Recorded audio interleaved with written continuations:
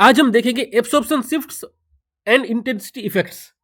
देखिए 4 प्रकार की शिफ्ट या फिर इफेक्ट होती है। देखिए सबसे पहले है बेथोक्रोमिक शिफ्ट या आप इसको बाथोक्रोमिक शिफ्ट भी बोल सकते हैं। देन है हिप्सोक्रोमिक शिफ्ट, हाइपरक्रोमिक शिफ्ट या फिर इफेक्ट, एंड आखिरी पे है हाइपोक्रोमिक इफेक्ट या फिर शिफ्ट्स, आप कुछ भी बोल सकते हैं। तो इन दी एंड आपको 4 प्रकार की शिफ्ट्स या फिर इफेक्ट्स याद रखनी है, बाथो, हिप्सो, हाइपर एंड हाइपो। देखें ग्राफिकली हम समझते हैं। देखिए हमें पता है कि जो यूवी स्पेक्ट्रोस्कोपी होती है उसका जो ग्राफ होता है, उसका जो प्लॉट होता है वो होता है लेमड़ा मैक्स यानी कि वेवलेंथ, और उसके अगेंस्ट होता है एब्सॉर्प्शन।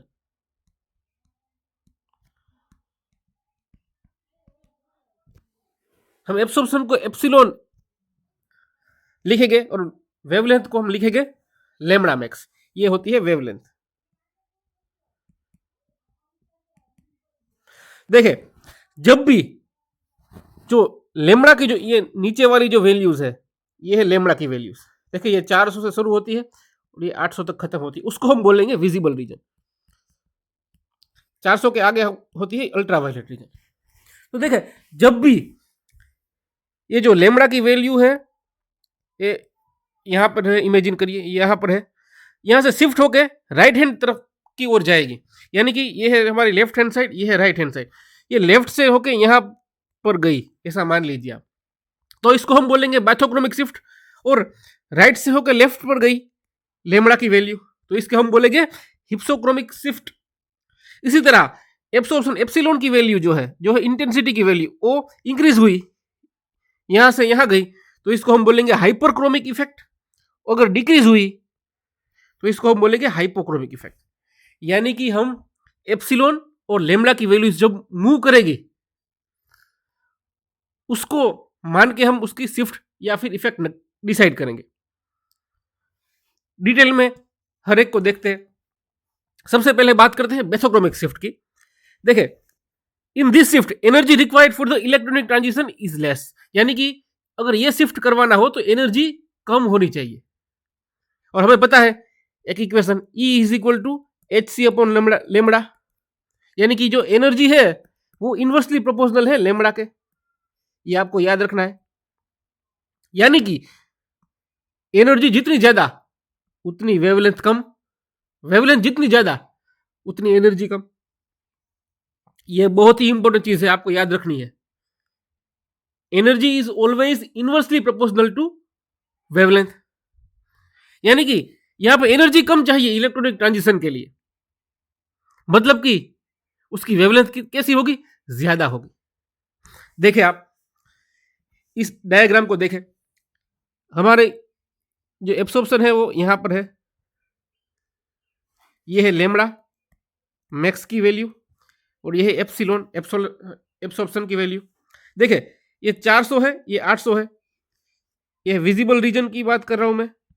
विजिबल के 400 के आगे यहां आएगा यूवी और विजिबल के पीछे आएगा इंफ्रारेड। देखिए अब होता क्या है, अभी यहां पर है, अगर हमने इसमें कुछ ग्रुप्स ऐड कर दिए, जैसे क्या हुआ, ये जो लेमड़ा मैक्स की जो वैल्यू यहां पर है वो शिफ्ट होके इमेजिन करिए ये यहां पर पहुंच गई है, ये यहां पर पहुंच गई है। इसलिए अब जो ग्राफ आएगा वो इस प्रकार आएगा। ये मैं ड्रॉ कर रहा हूं, देखें आप इस प्रकार ग्राफ बन गया है। अब देखें ये है हमारी लेफ्ट साइड और ये है राइट साइड। ये जो शिफ्ट है वो लेफ्ट से लेके राइट हुआ है। अब देखें लेफ्ट टू राइट हुआ है शिफ्ट, और कहां से कहां हुआ है, ये देखें ये है ब्लू और ये है रेड। ये है रेड, ये ब्लू में से रेड की ओर जा रहा है, इसलिए इसको हम बोलेंगे रेड शिफ्ट। इसको अब इसलिए बोलेंगे रेड शिफ्ट। अब आपको पता चल गया होगा बेथोक्रोमिक शिफ्ट कैसे होता है। ये बेसिकली जब लेमड़ा मैक्स की जो वैल्यू है वो लेफ्ट से राइट की ओर जाती है तब बेथोक्रोमिक शिफ्ट होता है, यानी कि shift to longer lambda max. ये देखिए यहाँ 400 है, यहाँ पे 800 है। ये जो यहाँ पे होगी उससे ही ज्यादा राइट हैंड की ओर जाएंगे, उस ओर ज्यादा लेमड़ा मैक्स होगा, इसलिए shift to longer lambda max, यानी कि ज्यादा लेमड़ा मैक्स की ओर शिफ्ट हो रही है। वेवलेंथ। इसलिए इसलिए इसको हम बोलेंगे रेड शिफ्ट। रेड शिफ्ट क्यों? क्योंकि ये ब्लू से होके रेड की ओर जा रहा है। और इसको हम कलर डार्कनिंग प्रोसेस भी बोलेंगे। यहाँ पे जैसे जैसे वेवलेंथ इंक्रीज होगी, कलर वैसे भी डार्क होता जाएगा। जितनी वेवलेंथ ज्यादा, उतना डार्क कलर। ये आपको याद रखना है। इसलिए हम इसको रेड शिफ्ट भी बोल सकते हैं, कलर डार्कनिंग प्रोसेस भी बोल सकते हैं। जिस किसी भी सब्सटेंस के अंदर मेथोक्रोमिक शिफ्ट देखने को मिलेगी, वो कलर पजेस करेगा। देखते हैं अब मेथोक्रोमिक शिफ्ट कैसे होती है। जिस किसी भी सब्सटेंस के अंदर OH या NH2 ग्रुप है, उसके अंदर मेथोक्रोमिक शिफ्ट होगी। या फिर हम सोलवेंट बदल दे पोलैरिटी, तब भी ये पोलैरिटी ऑफ द सोलवेंट बदल दे, तब भी ये पॉसिबल है, तब भी मेथोक्रोमिक शिफ्ट होगी। या फिर कॉन्जुगेशन हो, यानी कि 2 और more double bonds present in conjugation, यानी कि एक के साथ एक डबल बॉन्ड है, कॉन्जुगेशन में है।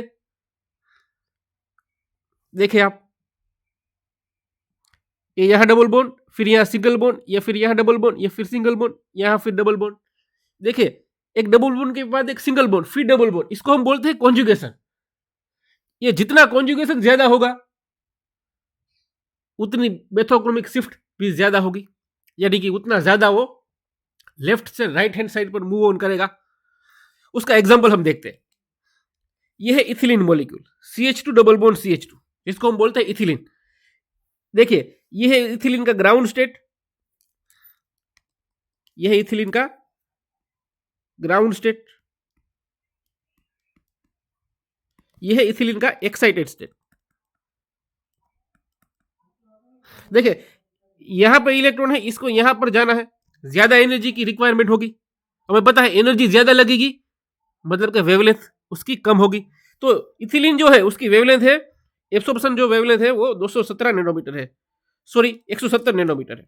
यानी कि ये 170 नैनोमीटर पर एब्सॉर्ब होगा इथिलीन। इसी तरह अगर हम एक डबल बॉन्ड और बढ़ा दे, ब्यूटाडाइन कर दे, या देखिए आप, 2 डबल बॉन्ड है इसमें, ये रहा पहला वाला, ये रहा दूसरा वाला। यहाँ पे सिर्फ एक ही डबल बॉन्ड था, यहाँ पे 2 डबल बॉन्ड है, कॉन्जुगेशन है। तब क्या होगा? देखें, ये इलेक्ट्रॉन यहाँ है तो यहाँ से मूव ऑन करेगा।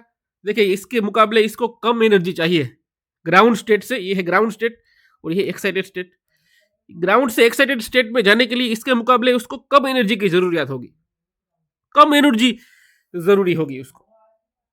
इसलिए क्या होगा? वो छोटी एनर्जी कम है, यानी वेवलेंथ उसकी ज्यादा होगी। हमने पहले भी बताया कि एनर्जी और वेवलेंथ एक दूसरे के इनवर्सली प्रोपोर्शनल है। कम एनर्जी मीन मतलब कि ज्यादा वेवलेंथ। सो ये जो ब्यूटाडाइन है वो 217 नैनोमीटर की रेंज में एब्सॉर्ब होगा। इसी तरह आप देखें, अब ये जो हेक्साट्राइन है, इसके देखें, ये इसकी एनर्जी बहुत ही कम है। ये थोड़ी सी एनर्जी मिलेगी तब ये ग्राउंड स्टेट से एक्साइटेड स्टेट में चला जाएगा। बहुत ही कम एनर्जी चाहिए इसको एक्साइटेड स्टेट में जाने के लिए, यानी कि इसकी वेवलेंथ और ज्यादा होगी। सो ये होगा 258 नैनोमीटर, 258 नैनोमीटर में ये एब्सॉर्ब होगा। ये आप देख सकते हैं, ये साइड हम ऐसा कह सकते हैं कि मेथोक्रोमिक शिफ्ट हो रही है। ऑक्टाट्राइन में देखें, इससे भी कम एनर्जी चाहिए, यानी कि जैसे जैसे कॉन्जुगेशन बढ़ रहा है वैसे वैसे एनर्जी कम हो रही है और वेवलेंथ बढ़ रही है। इसलिए हम इसको बोलेंगे मेथोक्रोमिक शिफ्ट। दूसरी जो होती है वो है हिप्सोक्रोमिक शिफ्ट। देखिए, ये मेथोक्रोमिक शिफ्ट से कंप्लीटली उल्टा है। यहां पे क्या होता है? यहां पे जो एब्सॉर्प्शन मैक्सिमम है, जो लैम्बडा मैक्स की वैल्यू है, वो शॉर्टर वेवलेंथ में शिफ्ट होगी। यानी कि मेथोक्रोमिक में हमने देखा हायर वेवलेंथ में शिफ्ट होती है, यहां पे शॉर्टर वेवलेंथ में शिफ्ट होगी। देखें, ये डायग्राम में फिर से देखें, अगर यहाँ पे सेंटर पे है, अगर कोई है हमारा सब्सटेंस, एब्सॉर्प्शन यहाँ पे हो रहा है किसी भी सब्सटेंस का, अगर हिप्सोक्रोमिक शिफ्ट हो रही है, तब क्या होगा? तब वो यहाँ एब्सॉर्ब होगा। यानी कि अब ये यहाँ पर इस प्रकार से होगा, आप देख सकते हैं इस प्रकार का ग्राफ हमें देखने को मिलेगा। ये क्या हुआ? देखिए, ये 400 नैनोमीटर है, ये 800 नैनोमीटर है, ये ब्लू है और ये रेड है। 400 नैनोमीटर जिसकी वेवलेंथ होती है उसका जो कलर होता है वो ब्लू होता है, और 800 नैनोमीटर जिसकी वेवलेंथ होती है उसका जो कलर होता है वो रेड होता है। यानी कि ये है हमारी लेफ्ट हैंड साइड और ये है राइट हैंड साइड। देखिए, ये शिफ्ट कहां पे हुआ है, ये राइट से लेफ्ट की ओर शिफ्ट हुआ है, तो इसको हम क्या बोलेंगे, इसको हम बोलेंगे हिप्सोक्रोमिक शिफ्ट। दूसरी बात, ये है रेड और ये है ब्लू, रेड से ब्लू की ओर शिफ्ट हो रहा है, इसलिए इसको हम बोलेंगे ब्लू शिफ्ट। जो बेथोक्रोमिक शिफ्ट था वो था रेड शिफ्ट, और जो हिप्सोक्रोमिक शिफ्ट है वो है ब्लू शिफ्ट। ऐसा क्यों? क्योंकि यहाँ पे जो वेवलेंथ है, जो लैम्ब्डा मैक्स है, वो रेड से ब्लू की ओर जा रही है। देखे, ये जो रेड वाली है वो ब्लैक में है, और ये जो रेड ये जो रेड की ओर जो है वो है ब्लैक में, और ये जो मैंने डॉट्स रेड वाले बनाए हैं वो है ब्लू की ओर। यानी ये आप ऐसा समझ सकते हैं कि ब्लू से रेड की ओर जा रहा है, इसको हम बोलेंगे हिप्सोक्रोमिक शिफ्ट। और इसको हम ब्लू शिफ्ट भी बोल सकते हैं, और इसको हम कलर लाइटनिंग प्रोसेस भी बोल सकते हैं। ऐसा क्यों? क्योंकि वेवलेंथ यहाँ पे कम हो रही है, यानी कि कलर रिमूव हो रहा है। जितनी वेवलेंथ ज्यादा उतना कलर ज्यादा, उतना ज्यादा डार्क कलर आपको देखने को मिलेगा। इसलिए जो हिप्सोक्रोमिक शिफ्ट है उसको हम बोलेंगे कलर लाइटनिंग प्रोसेस। ये बाथोक्रोमिक शिफ्ट से कंप्लीटली अपोजिट है, ऐसा आपको समझना पड़ेगा। देखते हैं हिप्सोक्रोमिक शिफ्ट क्यों होता है और कैसे होता है। देखिए, जब भी कोई कॉन्जुगेशन रिमूव होगा या फिर डिक्रीज होगा कॉन्जुगेशन, तब हमको हिप्सोक्रोमिक शिफ्ट देखने को मिलेगी। अब देखिए, बेथोक्रोमिक शिफ्ट में क्या था, जितना कॉन्जुगेशन बढ़ेगा उतनी बेथोक्रोमिक शिफ्ट होगी। तो हिप्सोक्रोमिक शिफ्ट हमें पता है उसका अपोजिट है, तो यहां जितना कॉन्जुगेशन कम होगा उतनी ज्यादा हिप्सोक्रोमिक शिफ्ट देखने को मिलेगी। यहाँ पे सोलन की पोलैरिटी अभी हम चेंज कर देंगे तब भी ये हिप्सोक्रोमिक शिफ्ट होगी। उसका एग्जांपल हम देखते हैं। देखिए, ये है एनिलीन का मॉलिक्यूल, आप देख सकते हैं। एनिलीन के पास जो नाइट्रोजन होता है, नाइट्रोजन के पास दो लोन पेयर ऑफ इलेक्ट्रॉन होते हैं, नॉन बॉन्डिंग इलेक्ट्रॉन। ये इलेक्ट्रॉन क्या करते हैं, ये इलेक्ट्रॉन यहाँ इलेक्ट्रॉन डोनेट करते हैं, फिर ये यहाँ जाएंगे, फिर ये यहाँ जाएंगे, फिर ये यहाँ जाएंगे, वापस नाइट्रोजन के पास जो इलेक्ट्रॉन है वो पहुंच जाएगी। इस प्रकार से पूरा साइकिल चलता है नाइट्रोजन का। सो इसको हम बोलेंगे full complete revolution of electrons, हर जगह पे इलेक्ट्रॉन घूम रहे हैं। तो इस एनिलीन का जो लैम्ब्डा मैक्स की वैल्यू है वो है 280 नैनोमीटर।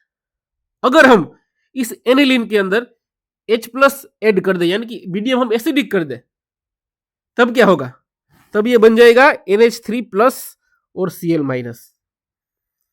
अब देखें, यहां पे जो नाइट्रोजन के पास इस वाले मॉलिक्यूल एनिलीन में नाइट्रोजन के पास लोन पेयर ऑफ इलेक्ट्रॉन थे, नॉन बॉन्डिंग 2 इलेक्ट्रॉन थे, लेकिन यहां पर अब कोई इलेक्ट्रॉन रहा है नहीं, नाइट्रोजन के पास कोई इलेक्ट्रॉन यहां पे है नहीं, तो नाइट्रोजन इसको डोनेट नहीं कर सकता क्योंकि इसके पास इलेक्ट्रॉन ही नहीं है।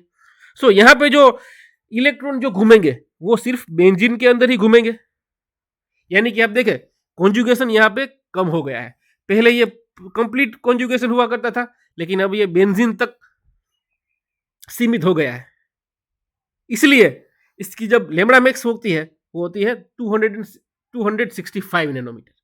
देखें आप, 280 से कहां हो गया है, 265 हो गए हैं। यानी कि लैम्ब्डा मैक्स की वैल्यू वो है डिक्रीज हुई है। लैम्ब्डा मैक्स की जो वैल्यू है वो डिक्रीज हुई है। इसलिए इसको हम बोलेंगे हिप्सोक्रोमिक शिफ्ट, ब्लू शिफ्ट, क्योंकि हायर वेवलेंथ से ये शॉर्टर वेवलेंथ में शिफ्ट हो रहा है। देखिए, ये हायर वेवलेंथ थी 280, ये है शॉर्टर वेवलेंथ 265 नैनोमीटर। सो इसको हम बोलेंगे हिप्सोक्रोमिक शिफ्ट। इसी तरह तीसरा जो है वो है हाइपरक्रोमिक शिफ्ट या फिर इफेक्ट। मैं यहाँ पे इफेक्ट बोल रहा हूं।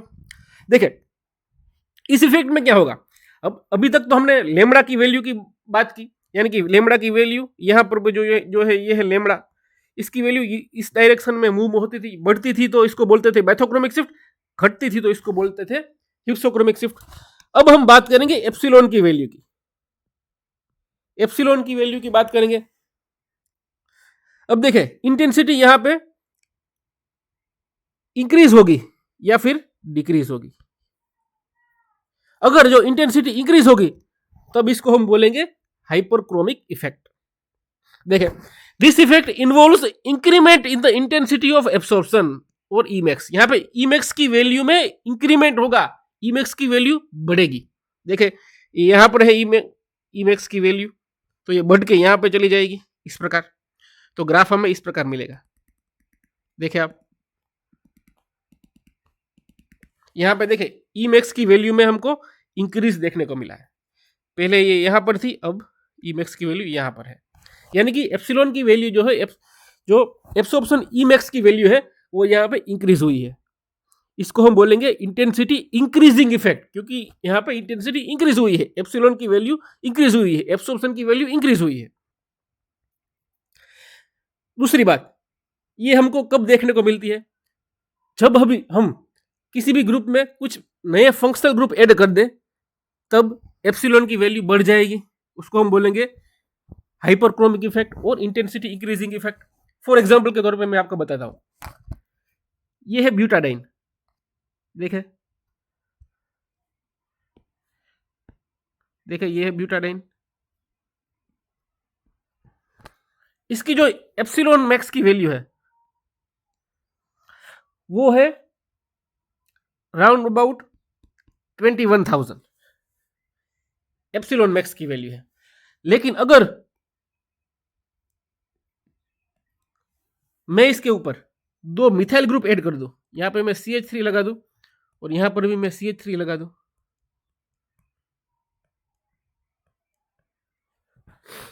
तब क्या होगा, तब जो एप्सिलॉन की जो वैल्यू है वो बढ़ के हो जाएगी 21,400। देखे आप देख सकते हैं यहाँ पे जो हमने CH3 ऐड किया है, यानी कि हमने प्लस आई इफेक्ट वाले इलेक्ट्रॉन डोनेटिंग ग्रुप ऐड किए हैं। CH3 क्या करेगा, इलेक्ट्रॉन इसमें देगा हाइपर कॉन्जुगेशन की मदद से, यानी कि इलेक्ट्रॉन इसको मिल रहे हैं, ये इलेक्ट्रॉन डेंसिटी इसमें बढ़ेगी, यानी कि Emax की जो वैल्यू है वो भी बढ़ेगी। यानी कि हाइपरक्रोमिक शिफ्ट या फिर इफेक्ट में क्या होता है, जो इंटेंसिटी है वो इंक्रीज होगी। क्यों इंक्रीज होगी, क्योंकि हम उसमें कुछ ऐसे ग्रुप ऐड करेंगे जिससे इलेक्ट्रॉन डेंसिटी बढ़ेगी, और इलेक्ट्रॉन डेंसिटी बढ़ेगी तो एप्सिलॉन मैक्स की वैल्यू भी बढ़ेगी। इसको हम बोलेंगे हाइपरक्रोमिक इफेक्ट। इसी तरह आखिरी जो इफेक्ट है वो है हाइपोक्रोमिक इफेक्ट। ये है हाइपरक्रोमिक इफेक्ट से कंप्लीटली अपोजिट। इसमें क्या होगा, यहाँ ये है इंटेंसिटी डिक्रीजिंग इफेक्ट। जो हाइपरक्रोमिक इफेक्ट थी वो थी इंटेंसिटी इंक्रीजिंग इफेक्ट, ये होगी इंटेंसिटी डिक्रीजिंग इफेक्ट। देखे अगर यहाँ पे कोई सब्सटेंस एब्सॉर्ब हो रहा है, अगर इसके अंदर हाइपोक्रोमिक इफेक्ट होगी तब वो यहाँ पे एब्सॉर्ब होगा। यानी कि आप देख सकते हैं कि एप्सिलॉन की वैल्यू जो है वो डिक्रीज हुई है। यानी कि नया ग्राफ हमें इस प्रकार मिलेगा, नया ग्राफ हमें इस प्रकार मिलेगा। देखिए पहले एप्सिलॉन की वैल्यू यहाँ थी, अब यहाँ है, यानी कि डिक्रीज हुई है एप्सिलॉन की वैल्यू, इसलिए इसको हम बोलेंगे इंटेंसिटी डिक्रीजिंग इफेक्ट। आपको याद रखना है, हाइपोक्रोमिक को हम बोलेंगे इंटेंसिटी डिक्रीजिंग इफेक्ट। देखिए दूसरी बात, ये इफेक्ट हमको कब देखने को मिलती है। देखिए this effect usually occurs due to the introduction of certain group which distort the geometry. यानी कि हम किसी भी फंक्शनल ग्रुप को ऐड करें किसी भी मॉलिक्यूल में, उससे मॉलिक्यूल की जो जियोमेट्री है वो डिस्टॉर्ट हो जाएगी, यानी कि वो बदल जाएगी। तब हमको हाइपोक्रोमिक इफेक्ट देखने को मिलती है। For example methyl group introduced in second position of biphenyl produced hypochromic effect. देखें किस प्रकार, देखें ये है हमारा बाइफिनाइल मॉलिक्यूल, ये है एकदम सिंपल मॉलिक्यूल है, ये प्लेनर मॉलिक्यूल है, यानी कि ये जो डबल बॉन्ड है यहाँ भी जाएगा, ये फिर यहाँ जाएगा, फिर यहाँ जाएगा, ये यहाँ जाएगा, इस प्रकार ये मूवमेंट होती रहेगी। इसको हम बोलेंगे प्लेनर मॉलिक्यूल, ये तकरीबन प्लेनर होता है बाइफिनाइल। लेकिन अगर हम बाइफिनाइल में मिथाइल ग्रुप ऐड कर दें, यानी कि इस पोजीशन पर, इस पोजीशन पर और इस पोजीशन पर, ये दो जो पोजीशन दिख रही है आपको, यहां पर मैं अगर मिथाइल ग्रुप ऐड कर दूं तब क्या होगा, तब ये मॉलिक्यूल अब प्लेनर नहीं रहेगा, ये प्लेनर, देखिए ये नो प्लेनारिटी, यहां पे प्लेनारिटी नहीं रहेगी, ये मॉलिक्यूल जो है वो है प्लेनर मॉलिक्यूल। यानी कि ये जो CH3 है और यहाँ पे जो हाइड्रोजन है उसके बीच स्टेरिक हिंड्रेंस पैदा होगी, दोनों के एक दूसरे के अपोजिट जाना चाहते हैं। इसलिए क्या होगा, अब देखें ये मॉलिक्यूल देखें आप, यहाँ पे CH3 है, यहाँ पे CH3 है, तब ये जो डिस्क है, ये आपको बेंजीन रिंग दिख रही है, वो मुड़ जाएगी, इस प्रकार हो जाएगी। देखे इसकी स्टीरियोकेमिस्ट्री इस प्रकार होगी, ये मुड़ जाएगी। ऐसा क्यों हुआ है? क्योंकि दोनों CH3 साथ में रहेंगे तो स्टेरिक हिंड्रेंस होगा, इसलिए ये डिस्क है जो वो मुड़ जाएगी। देखिए ये मुड़ गई है। सो ये स्ट्रक्चर इस प्रकार नहीं होगा, ये इस प्रकार होगा। अब देख सकते हैं अरेंजमेंट, ये थोड़ा सा मुड़ गया है। देखिए ऐसा क्यों हुआ है? क्योंकि ये CH3 और CH3 दोनों के बीच स्टेरिक हिंड्रेंस हो रहा है, यानी कि अब ये क्या हो गया है? ये नॉन प्लेनर हो गया है। ये कौन सा होता है? ये इसको हम बोलेंगे प्लेनर। जैसे जैसे नॉन प्लेनरिटी बढ़ेगी वैसे वैसे हाइपोक्रोमिक इफेक्ट भी बढ़ेगी। देखिए सिंपल सी बात है, ये प्लेनर है, एक ही प्लेन में सब है, तो इलेक्ट्रॉन को एक प्लेन से दूसरे प्लेन में जाने में दिक्कत नहीं होगी। कम एनर्जी में इलेक्ट्रॉन एक जगह से दूसरी जगह पे जाएगा, यानी कि एक रिंग से दूसरी रिंग में जाने में बहुत एनर्जी नहीं लगेगी, क्योंकि एक ही प्लेन में सभी इलेक्ट्रॉन है। इस रिंग से इस रिंग में इलेक्ट्रॉन को जाने में बहुत ज्यादा तकलीफ नहीं पड़ेगी। लेकिन यहां देखें, ये है एक प्लेन और ये है दूसरा प्लेन, दोनों अलग अलग प्लेन है, इसलिए इलेक्ट्रॉन को जाने में थोड़ी एनर्जी ज्यादा लगेगी। यानी कि जो इस प्रकार के नॉन प्लेनर जो कंपाउंड है उसकी जो लैम्ब्डा मैक्स है वो कम होगी, क्योंकि इसे एनर्जी ज्यादा चाहिए, और इन जैसे सब्सटेंस की एनर्जी कम है, इसलिए वेवलेंथ कैसी होगी? ज्यादा होगी। ये आपको याद रखना है। इसीलिए ये जो एप्सिलॉन मैक्स की जो वैल्यू है जो बाइफिनल की, वो होती है 19,000 के आजू बाजू, उसकी 19,000 के आसपास होती है। और ये जो 2,2 डाइमिथाइल बाइफिनाइल है उसकी होती है 10,000। ऐसा क्यों हुआ? क्योंकि ये CH3 की वजह से प्लेन जो है वो चेंज हो गया है, यानी कि ये प्लेनरिटी उसकी बदल गई है, दोनों रिंग का जो फेज है वो चेंज हो गया है। देखिए इस प्रकार हो गया है, देखिए इस प्रकार हो गया है, अब देख सकते हैं यहां पे। इसलिए इलेक्ट्रॉन को एक बेंजीन रिंग से दूसरी बेंजीन रिंग पर जाने में थोड़ी एनर्जी ज्यादा लगेगी, इसका मतलब वेवलेंथ कम हो जाएगी। यानी इसीलिए इसके अंदर बाइफिनाइल और ये 2,2 डाइमिथाइल बाइफिनाइल का एग्जांपल है, यहां पे होती है हाइपोक्रोमिक इफेक्ट। सो आपको चारों इफेक्ट या फिर शिफ्ट बोल सकते हैं, उनको समझना है।